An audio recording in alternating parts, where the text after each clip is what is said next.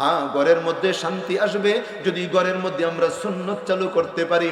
যেখানে থাকবে সুন্নত ওইখানেই বরকত, ওইখানেই রহমত, ওইখানে মাগফিরাত, ওইখানে ইজ্জত, ওইখানে নাজাত, তাদের জন্য জান্নাত। বলি না সুবহানাল্লাহ। সুন্নত মানে রহমত, সুন্নত মানে বরকত, সুন্নত মানে মাগফিরাত, সুন্নত মানে ইজ্জত, সুন্নত মানে নাজাত, সুন্নত মানে জান্নাত। সুবহানাল্লাহ। এ ভাই, ঘরের মধ্যে শান্তি চলে আসবে, ঘরের মধ্যে শান্তি চলে আসবে যদি ঘরের মধ্যে আমরা সালাম চালু করতে পারি। আজ থেকে নিয়ত করি, মাহফিল শেষে যখন বাসার মধ্যে যাব, বিবিকে গিয়ে বলবো আসসালামু আলাইকুম ওয়া রাহমাতুল্লাহ। পারবে ইনশাআল্লাহ? জোরে বলে ইনশাআল্লাহ। যেই ঘরে সালাম, ওই ঘরে রহমত, ওই ঘরে বরকত, ওই ঘরে শান্তি। এ ভাই, সালাম দিলেই হবে না, যেই সালামটা নবীজির সালাম ওই সালামটা দিতে হবে। আবার ডিজিটাল সালামে কিন্তু কাজ হবে না। আমাদের দেশে কিন্তু নবীজির সালামও আছে, ডিজিটাল সালামও আছে। আছে না নাই? অনেক আল্লাহর বান্দা সালাম দেয়, খালি হাতটা উঠায়, কিছুই বলে না। এইটা কিন্তু সালাম না। সোয়াবও নাই, বরকত নাই, রহমত নাই, কিচ্ছুই নাই। আবার অনেকে বলে আসসালামু আলাইকুম, আছে না নাই? আসসালামু আলাইকুম, না রে না, এই সালামে সওয়াব নাই, এই সালামে বরকত নাই। তাহলে কোন সালাম? যেই সালাম আপনার ইমাম আপনাকে শোনায়, যেই সালামটা আপনার ইমাম আপনাকে শোনায়, ওইটা হলো সুন্নত। বলতে পারেন হুজুর, আমাদের ইমাম সাহেব তো আমাদেরকে সালাম দেই না, আমাদেরকে আবার কখন শোনায়? আমি তো বলি না না, আপনার ইমাম দৈনিক কমপক্ষে 5 থেকে 10 বার আপনার ইমাম আপনাকে 10 বার সালামটা শোনায়। বলতে পারেন কোন সময় শোনায়? ফজরের সময় 2 বার, জোহরে 2 বার, আসরে 2 বার, মাগরিবে 2 বার, এশারের সময় 2 বার। আসসালামু আলাইকুম ওয়া রাহমাতুল্লাহ, আসসালামু আলাইকুম ওয়া রাহমাতুল্লাহ। নাকি ইমাম সাহেব সালামের পরে, আরে নামাজের পরে সালাম ফিরে আসসালামু আলাইকুম, আসসালামু আলাইকুম, আসসালামু আলাইকুম বলে। এই সালাম কোথায় আমরা পাই? এত সালাম শুনি, সহি শুদ্ধ সালাম, কিন্তু আসসালামু আলাইকুম এই সালামে গুনাহ গুনাহ সওয়াব নাই। সালাম দিব তো নবীজির সালাম, সহি শুদ্ধ সালাম, বলি ইনশাআল্লাহ। রাগ করছেন আবার? আল্লাহ যেন কবুল করেন। সালাম দিব, তবে আগে কে সালাম দিবে? সালাম কে দিবে? বড়রা ছোটদেরকে দিবে, না ছোটরা বড়দেরকে দিবে? বিবি স্বামীকে দিবে, নাকি স্বামী স্ত্রীকে দিবে? কে কাকে সালাম দিবে এটা জানার দরকার আছে না নাই? হ্যাঁ, যে আগে সালাম দিবে সওয়াব সে বেশি পাবে। বড়রা ছোটদেরকে সালাম দিবেন, আবার ছোটরাও বড়দেরকে সালাম দিবেন। স্ত্রী স্বামীকে দিবে, স্বামী স্ত্রীকে দিবে। ইমাম মুসল্লিদেরকে সালাম দিবে, মুসল্লিরা ইমামকে সালাম দিবে। যে আগে সালাম দিবে সেই তো নেকি বেশি পাবে। বলেন ঠিক কি ঠিক না? একজন সাহাবী মনে মনে নিয়ত করলেন, হায় রে, আমি আজকে নবীজির এলাকার মধ্যে আসলাম, দয়ার নবী, মায়ার নবী, রহমতের নবীর কাছে আসলাম। আল্লাহর নবীকে আজকে আমি সালাম দিব। আমার নবী আমার সালামের জবাবটা দিবেন, আমার আল্লাহ খুশি হবেন। সাহাবী ঘর থেকে বের হলেন, নবীজিকে সালাম দিবেন, নবীজির কাছে গেলেন। না না, সাহাবী সালাম দিতে পারে নাই, আল্লাহর নবী আগে সালাম দিয়া দিলেন। সাহাবী মনে মনে চিন্তা করলেন, আজকে তো পারি নাই, আগামীকাল তো আবার আসবো, আমি নবীজিকে সালাম দিব। না না, এরপরের দিন যখন সাহাবী আসলেন, আল্লাহর নবী আগে সালাম দিলেন। সাহাবী চিন্তা করলেন, না না, দ্বিতীয় দিন পারলাম না, তৃতীয় দিন নবীকে সালাম দিব। না রে না, তৃতীয় দিন আল্লাহর নবী আগে আগে সালাম দিয়া দিলেন। বলি না সুবহানাল্লাহ। এ ভাই, আপনারা সকলে বলেন, নবী কি সালামের অপেক্ষায় ছিলেন না সালাম দিলেন? নবী সালাম দিলেন, অপেক্ষায় ছিলেন না। এই জন্য আমরা সালামের অপেক্ষায় থাকবো না, বরং সালাম আগে দিব, আগে দিব। আল্লাহর নবী বলেন, আমার সাহাবীরা শোনো, আমি তো শুনতেছিলাম আসমানের ফেরেশতারা আলোচনা করতেছিল 3 কারণে আমার আল্লাহ সম্মান বাড়াইয়া দেন। 1 নম্বর হলো ইফশাউস সালাম, যারা সালাম বেশি বেশি দিবে আমার আল্লাহ তাদের সম্মান বাড়াইয়া দিবেন।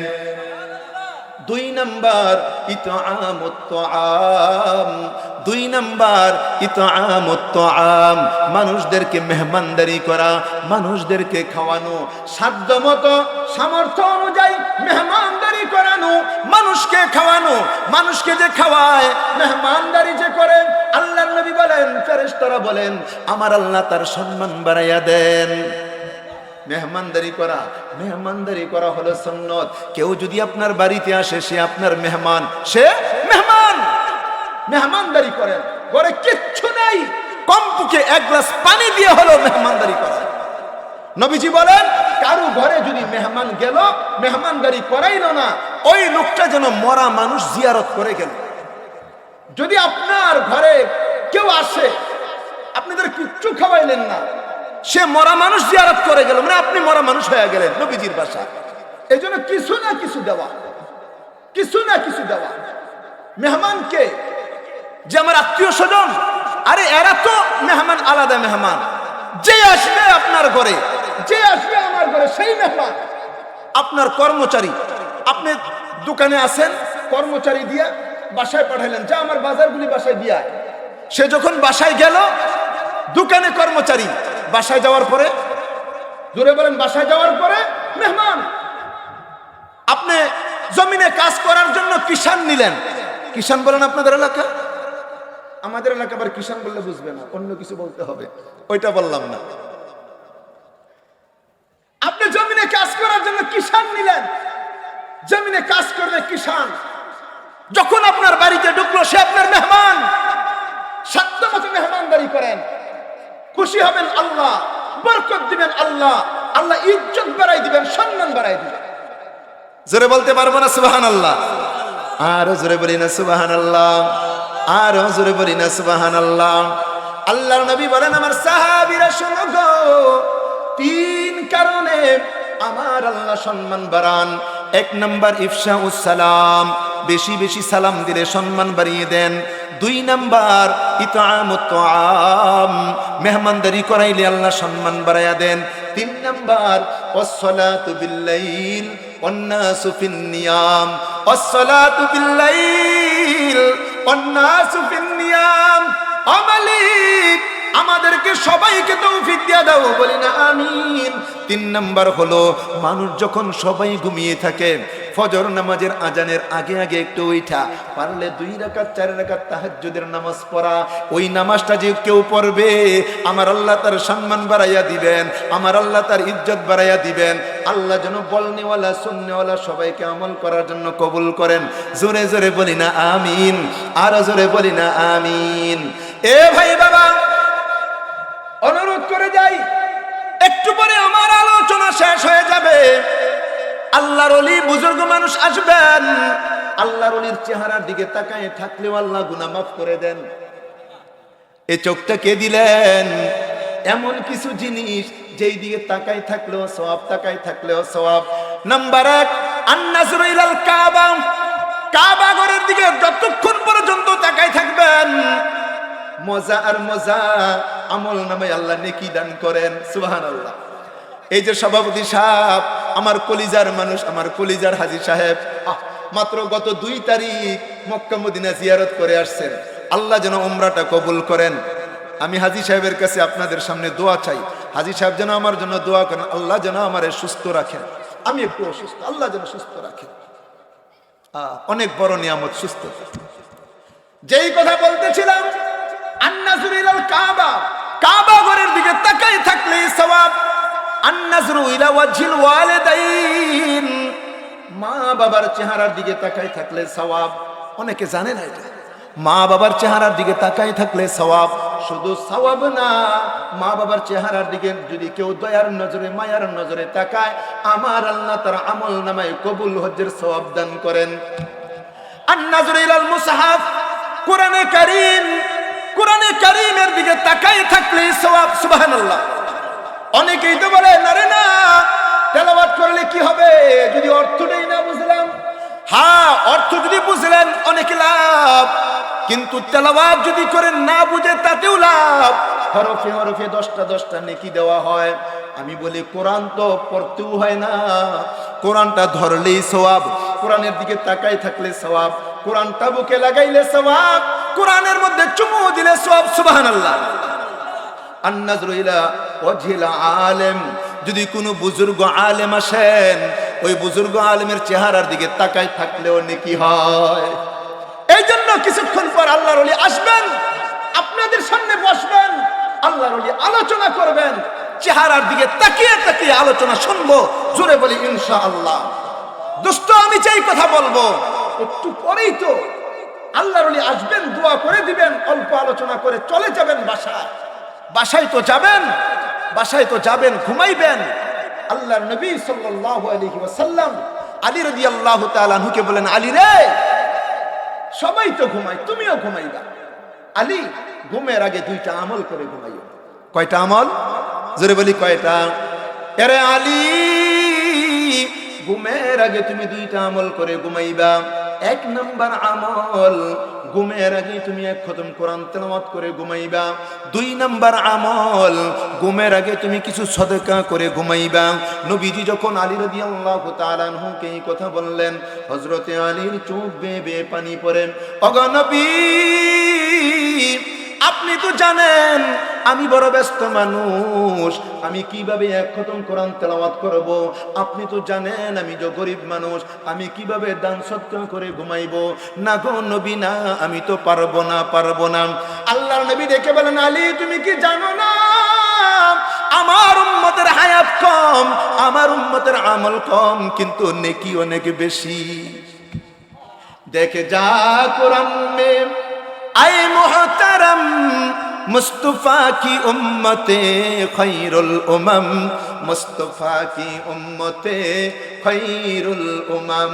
আল্লাহ নবী বলেন, আলী ঘুমের আগে কোরআনে কারীমের একটা সূরা, যেই সূরাটা ছোট্ট একটা সূরা, যার নাম সূরা ইখলাস, আমরা সকলে একবার পড়ি, বিসমিল্লাহির রহমানির রহিম, কুল হুয়াল্লাহু আহাদ, আল্লাহুস সামাদ, লাম ইয়ালিদ ওয়া লাম ইউলাদ ওয়া লাম ইয়াকুল লাহু কুফুয়ান আহাদ।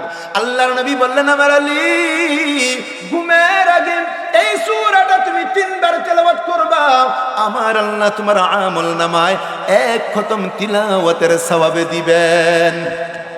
আজ থেকে আমরা 3 বার সূরা ইখলাস পড়ব, তারপরে ঘুমাইবো, পারবো ইনশাআল্লাহ? জোরে বলি না ইনশাআল্লাহ? সূরা ইখলাসের সাথে একটা বন্ধুত্ব করব, সূরা ইখলাসের সাথে একটা ভালোবাসা করব। আল্লাহর নবী বলেন, আমার উম্মত, সূরা ইখলাস এমন একটা সূরা, যেই সূরার শুরু থেকে শেষ আমার আল্লাহর প্রশংসা, আমার আল্লাহর পরিচয়ে ভরপুর আছে। এই সূরাকে যে মোহাব্বত করবে, ভালোবাসবে, এই সূরা তাকে জান্নাতের মেহমান বানিয়ে দিবেন। একদিন আল্লাহর নবী, রহমতের নবী, বরকতের নবী মসজিদে নববীর মধ্যে বসা, নবীজির সামনে জিবরাইল আমিন চলে আসলেন। জিবরাইল আমিন এসেই বলে, নবী গো, ওই যে চাদর গায়ে দিয়ে আপনার একজন সাহাবী হাঁটতেছেন, চাদর গায়ে দিয়ে একজন সাহাবী হাঁটতেছেন, আপনার এই সাহাবীর নাম হলো আবু যর গিফারি, আবু যর গিফারি। আল্লাহর নবী আশ্চর্য হয়ে গেলেন, ও জিবরাইল, আমার আবু যরকে তুমি কেমন করে চিনো? আমার আবু যর কি কেমন করে চিনো? আমার আবু যর হলো গরিব মানুষ, কেমন করে চিনলা? জিবরাইল আমিন বলে, নবী গো, আপনার আবু যরকে শুধু আমি চিনি এমন না, আপনার আবু যরকে আসমানের সমস্ত ফেরেশতারা চিনে। আবু যর গিফারি খাদেমে খায়রুল বাশার, खिदमतों में जिंदगी भर न बनाया अपना घर। যে আবু যর গরিব, নিজের একটা ঘর নাই, বাড়ি নাই, কিচ্ছু নাই, সারা জিন্দেগি দিনের খেদমত, নবীজির খেদমত করলেন। নবী আশ্চর্য, জিবরাইল, আমার আবু যর গরিব মানুষ, আসমানের সব ফেরেশতারা চিনে, কারণটা কি বলো না, কারণটা কি বলো না? জিবরাইল আমিন বলে, নবী গো, আপনার আবু যরের জন্য ফেরেশতারা দোয়া করে, ফেরেশতারা সবাই চিনে 2টা কারণে। 1 নম্বর কারণ, আপনার আবু যর নিজেকে ছোট মনে করে, নিজেকে বড় মনে করে না, অহংকারী করে না, তাকাব্বুরি করে না, নিজেকে ছোট মনে করে। আর নিজেকে যে ছোট মনে করে, বড় বানায় দেন কি? মান তাওয়াযা লিল্লাহ রাফাহুল্লাহ। আল্লাহর নবী বলেন, আমার উম্মত যে নাকি নিজেকে ছোট মনে করবে, আমার আল্লাহ তাকে বড় বানাইয়া দিবেন। জিবরাইল বলে, ওগো নবী, আপনার আবু যর 2 নম্বর আমল, আবু যর বেশি বেশি সূরা ইখলাস তেলাওয়াত করে। এই সূরাটা বেশি বেশি করার কারণে আমার আল্লাহ তাকে এত পছন্দ করেন, আসমানের সব ফেরেশতারা চিনে তার জন্য দোয়া করে। সুবহানাল্লাহ। পারবে ইনশাআল্লাহ। আল্লাহর নবী বলেন, আলী রে 1 নম্বর 3 বার সূরা ইখলাস তেলাওয়াত করবা, তারপরে ঘুমাইবা। 2 নম্বর আমল করবা, ঘুমের আগে তুমি 4 বার সূরা ফাতিহা তেলাওয়াত করে ঘুমাইবা। তুমি যদি 4 বার সূরা ফাতিহা তেলাওয়াত করো, আমার আল্লাহ তোমার আমল নামায় 4000 দিনার সদকা করার সওয়াব দিবে। চিৎকার মেরে বলি না আল্লাহু আকবার। আর জোরে বলি না আল্লাহু আকবার। জোরে বলি না সব ক্ষমতার মালিক। আর জোরে সব ক্ষমতার মালিক।